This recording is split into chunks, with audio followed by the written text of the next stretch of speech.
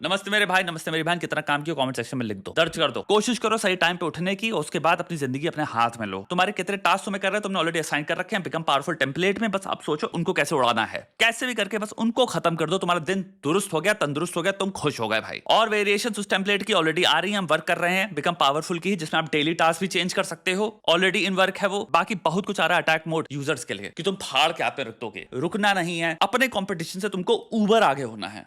इतना आगे कि भाई वो डरे कि भाई ये इतना ज्यादा डिस्टेंस कैसे कवर करेंगे हम। ये होना चाहिए। नीचे अटैक मोड मिल जाएगा, उठाओ, जुड़ो हमारे साथ, काम करना स्टार्ट करो। जितने भी हमारे डेडिकेटेड देखने वाले हैं सब अटैकर्स हैं, फाड़े भाई। आओ जुड़ो, फाड़ो तुम भी। तीन मोटी मोटी न्यूज हैं भाई यहाँ पे। पहला है तुम्हारा ट्रंप ने 25% टैरिफ लगाए हैं। दूसरा पाकिस्तान के साथ जो ऑयल के साथ डील करने वाले हैं। और तीसरा भाई जो डिस्पैरेजिंग रिमार्क्स मारे हैं कि भैया डेड इकोनॉमी है। We have concluded a deal with the country of Pakistan whereby Pakistan and the United States will work together on developing their massive oil reserves. I don't know how China feels about this. एक एक करके आगे बढ़ते चले जाते हैं। पहला चीज टैरिफ्स होते क्या हैं। टैरिफ होते हैं भाई इंडिया से जितने भी प्रोडक्ट्स जो बन रहे हैं जो यूएसए पे जा रहे हैं। यानी कि अगर 100 रुपए का प्रोडक्ट है, हमने यहां से बना के भेजा है, तो यूएसए में 25% टैरिफ मतलब हुआ वो 125 रुपए का बिकेगा। अमेरिका ने एक इंपोर्ट टैक्स लगा दिया। तो इससे क्या होता है, सप्लाई डिमांड शिफ्ट होती है। यानी कि भाई अगर डिमांड बहुत हाई है, जिसे हम कहेंगे इन इलास्टिक डिमांड है इकोनॉमिक टर्म्स में, तो मे बी 125 में भी इंसान खरीद ले। लेकिन अगर डिमांड इलास्टिक है, यानी भाई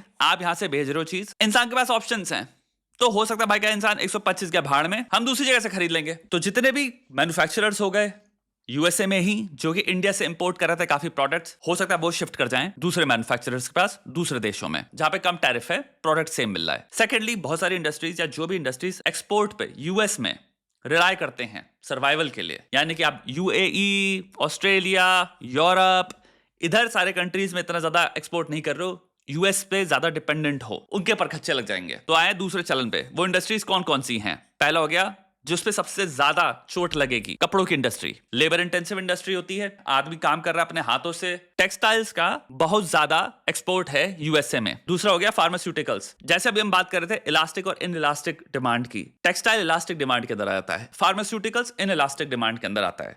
यानी कि भाई यूएसए के पास ज्यादा ऑल्टरनेटिव्स नहीं है। जहां तक अभी चल रहा था कि हो सकता है एग्जम्पशन आ जाए कि फार्मास्यूटिकल्स हम ले लेंगे, इस पे नहीं चलेगा आपका टैरिफ, लेकिन अब जहां तक देख रहे हो एक्चुअल में उस पे भी पड़ेगा 25%। फार्मास्यूटिकल्स इंडस्ट्री काफी भारी इंडस्ट्री है इंडिया की, जिसपे एक्चुअल में हो सकता है बहुत चोट लगे 25% से। दूसरी लेकिन अच्छी बात क्या है इसमें, फार्मास्यूटिकल इंडस्ट्री सिर्फ अमेरिका को एक्सपोर्ट नहीं कर रही, ग्लोबली कर रहे हैं।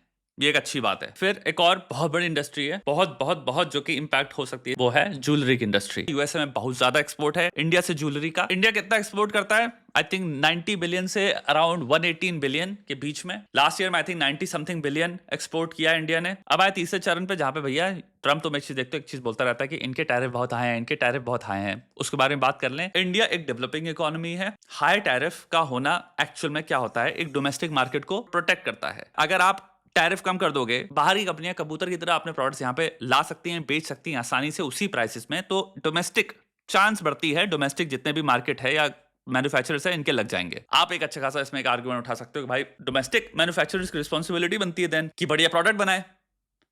अब ये बात जेन्युइन बात भी है। दूसरा फायदा होता है कि तुम्हारे जो टैरिफ्स लगते हैं बहुत जबरदस्त मोटे मोटे बाहर के प्रोडक्ट्स जो इंडिया में आ रहे हैं उस पे, उससे गवर्नमेंट को बहुत पैसा मिलता है। सारा पैसा कहां जा रहा है भाई, वो गवर्नमेंट की जेब में जा रहा है। कुछ एग्जांपल क्या हो सकते हैं, ऑटोमोबाइल्स बाहर की जो आ रही है उस पे ऑलमोस्ट 100% टैरिफ है, 100 से 125। यानी कि भाई जो कार अमेरिका में बन रही है उसका जो प्राइस है, इंडिया में आपको डबल प्राइस ही मिलेगी। 100% टैरिफ उसको यहाँ लाने में सरकार ने लगा रखा है। तो 60 लाख की कार आपको यहाँ पे हो सकता है 1.2 करोड़ की पड़े। सिमिलरली दूसरे प्रोडक्ट्स में अलग अलग परसेंटेज के टैरिफ लगा रखे हैं। लॉन्ग लिस्ट है वो, डिपेंडिंग ऑन आपका प्रोडक्ट क्या है, टैरिफ चेंज होते रहते हैं। अब आए बात करें यहाँ पे हो क्या रहा है। बहुत हद तक टैरिफ इंपोज कर रहा है ट्रम्प। क्या कर रहा है, ट्रेड डील की बात कर रहा है यहाँ पे। अभी आपको याद होगा तो चाइना के साथ जो भी हुआ था भयंकर, आई थिंक 200% या समथिंग नौटंकी लगाई थी, मार्केट भी पूरा नीचे घुस गया था। ईयू पे इतने लगाएंगे, इस पे इतने लगाएंगे, उस पे उतने लगाएंगे। चाइना ने पलट के अपने लगाए, ट्रम्प ने फिर और बढ़ा दिए, जितनी भी नौटंकी चल रही थी। एंड में क्या हुआ, जिसको नहीं पता, चाइना पे इस वक्त 30% टैरिफ्स हैं और साइमल्टेनियसली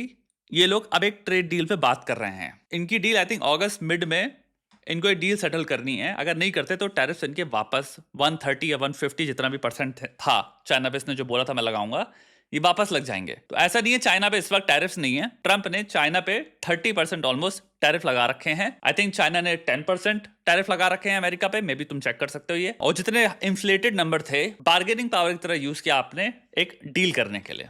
तो अब डील चल रही है। उस एग्जाम्पल से आप एक चीज समझ सकते हो कि बेसिकली ट्रंप ये टैरिफ्स ये सब चीजें प्रेशर की तरह यूज कर रहा है कि भैया हमसे एक डील करो, हमारी मानो। ये काइंड ऑफ फियर टैक्टिक है मोटे मोटे भाई। हो सकता है आने वाले टाइम में सिंपल तुम्हारी हमारे बीच में भी डील हो जाए। अब थोड़े से सोशल पैरेलल्स के बारे में बात कर लें इसके। पहला सोशल पैरेलल जो मुझे याद आता है वो यही है कि भाई अंधा प्यार। Indian right wing commentators comments में भी मैं देखता था कि लोग सठियाए रहते थे ट्रंप के लिए, बहुत अलग लेवल पे, बुरी तरह से अंधे की तरह साइड में थे ट्रंप की। भैया ट्रंप वाले नाचते थे। और यहाँ पे आप सबके लिए एक मोमेंट ऑफ रिफ्लेक्शन आना चाहिए। जो फॉरेन में या बाहर के देशों को उनकी राइट विंग गवर्नमेंट्स को बहुत ही एक लॉयल्टी के तरीके से और एक बहुत ही अपने होने के तरीके से कि ये जैसे हमसे सिंपैथाइज करेंगे, हमको अपनी ही ग्रुप में रखेंगे, हमको अपनी ही टीम में रखेंगे। मैं यहाँ पे बात कर रहा हूं, एक बात समझना, as an Indian looking outside, I am not talking as an Italian right wing person looking at America. Maybe उन दोनों के बीच में वो नौटंकियां ना हो, मे बी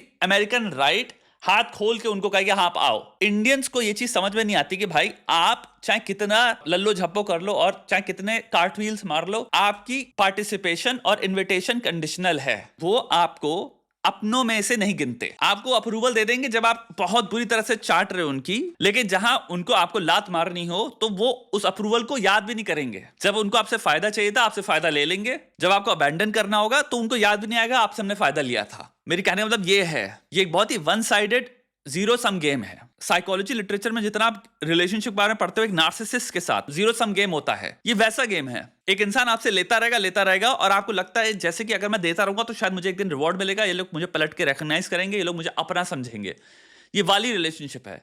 लोग, मुझे याद है भाई यहाँ पे पूजा कर रहे थे, prime minister Modi actively went out and campaign for तुम्हारा डोनाल्ड ट्रंप।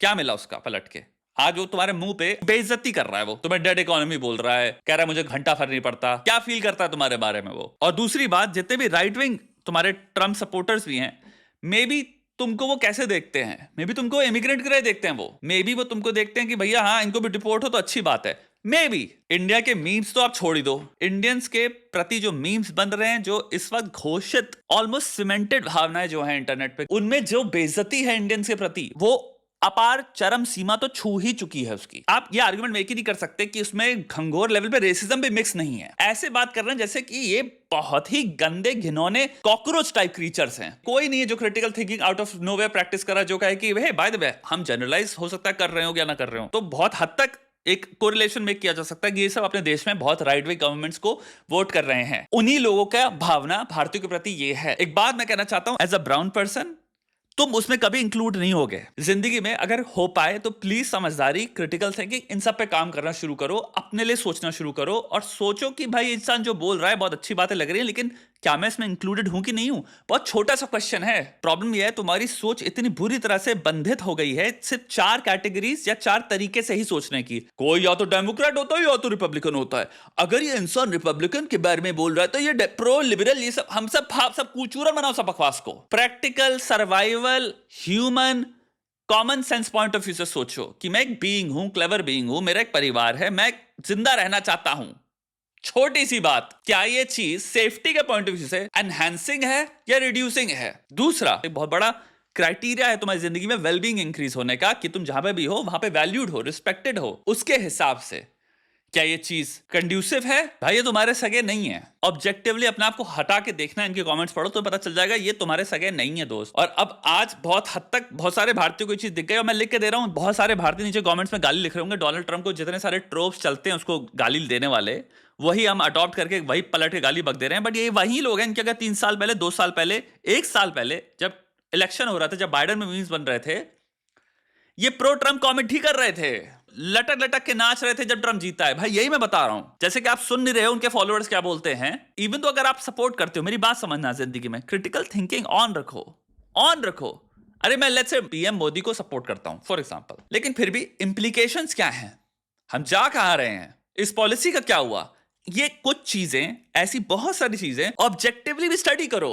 यानी कि भाई तुम सपोर्ट कर सकते हो किसी को, लेकिन उसके साथ तुम एक एनालिटिकल थिंकिंग भी ऑन रख सकते हो। ये बहुत जरूरी है। जहां इंसान ये करता है कि मैं एक सपोर्ट में आ गया किसी भी चीज के, ना अब उस सपोर्ट के लिए मैं कुछ भी देखने से अपने आप को आंख बंद करने को तैयार हूं, क्योंकि मेरे लिए सपोर्ट सुप्रीम है। वहां पे तुमने थिंकिंग ऑफ कर दी। थिंकिंग ऑफ करके तो तुम फिर क्या बन गए? आई डोंट इवन नो क्या हो गए तुम उसके बाद। दूसरा सेंटिमेंट चल रहा है भाई, इंडिया चाइना की फ्रेंडशिप हो जाएगी। आई डोंट नो, पता नहीं कौन कहां से कहानियां लिखता है, क्यों लिखता है, बट अच्छी कहानी है। आई थिंक आपको इससे अगर सहूलियत मिले, थोड़ा सा यहाँ पे सुकून मिले, आप लिखो ये कहानियां, मानो। क्यों होगी भाई? आपको वो एक्टिवली सैबोटाज करने के लिए काम करता है। वो सडनली आप कहेगा मैं मेरा जो दुश्मन है मैं उससे दोस्ती कर लूंगा। क्यों? उसकी तो डील चल रही है ना अमेरिका से। वो तो दुनिया को एक्सपोर्ट कर रहा है, डोमेस्टिकली भी अपने आप को तगड़े लेवल पे ग्रो कर रहे हैं, वो दुनिया को भी वो कर रहे हैं। वो हमको देखते ही नहीं है एज एन इक्वल। मैं एक बात बता दे रहा हूं, जेन्युइन बात चाइना की, तुमसे वो एक्सपेक्ट करेगा कि तुम्हारी चीज खराबी हो, कम हो, ताकि वो तुम्हारे अंदर एनक्रोच कर पाए, पूरे रीजन पे डोमिनेट मार पाए। सिंपल सी बात। ये जो एवेंजर्स की स्टोरी लाइन आपके दिमाग में चल रही है, रियल लाइफ में I don't think by any means China को कोई जरूरत पड़ रही है इंडिया के साथ टीम अप करने की, यूएस को टेक डाउन करने के लिए। आई थिंक चाइना अपने में, मुझे लगता है, बिलीव करता है वो खुद से ही कर लेगा ये काम। इवन तो इंडिया और चाइना के बीच में कोई फॉर्मल ट्रेड डील नहीं है, लेकिन अगर आप सिंपल नंबर सुन लें तो आप थोड़े से बहुत चक्के हो जाएंगे। तुम्हारे इंडिया और चाइना के बीच में 2024 से 2025 के बीच में हुई है 127 बिलियन डॉलर्स की, जिसमें इंडिया ने एक्सपोर्ट किया है चाइना को 14 बिलियन का प्रोडक्ट, बट इंडिया ने इंपोर्ट किया है चाइना से 113 बिलियन डॉलर का सामान। तो कह सकते हो अराउंड तुम्हारा 99 से 100 बिलियन डॉलर का डेफिसिट है। तो चाइना जितना फायदा इंडिया से उठा सकता है वो ऑलरेडी उठा रहा है, और हम सिर्फ 14 बिलियन एक्सपोर्ट कर रहे हैं। तुम ऐसे कह रहे हो जैसे कि वो तुम्हारे साथ फोटो खिंचवाएगा सेल्फी, और अमेरिका को कहेगा ये देख। ये थोड़ी होता है। उसको जितना बेनिफिट इंडिया से मिलना है वो ऑलरेडी ले रहा है। ट्रेड तो हमारी चली रही है ना दबा के। पैसे के बियॉन्ड और क्या है, दबा के एक्सपोर्ट कर रहा है। यहाँ पे जो चीज अब देखने योग्य है, लायक है, वो यही है कि इंडिया का रिस्पॉन्स क्या होगा। It be very interesting, and उसके लिए आपको वेट करना होगा of course. And I think जहां तक है कि पीछे से बैकडोर चैनल्स में ट्रेड डील होगी कोई ना कोई। बाकी भैया आप काम करते रहिए। ये तो जियो पॉलिटिक्स है भैया, इस पे तो पता कोई कंट्रोल है नहीं टेक्निकली। काम करो भाई तुम, ठीक है? और बाकी हम बातें करते रहेंगे इन सब चीजों पे।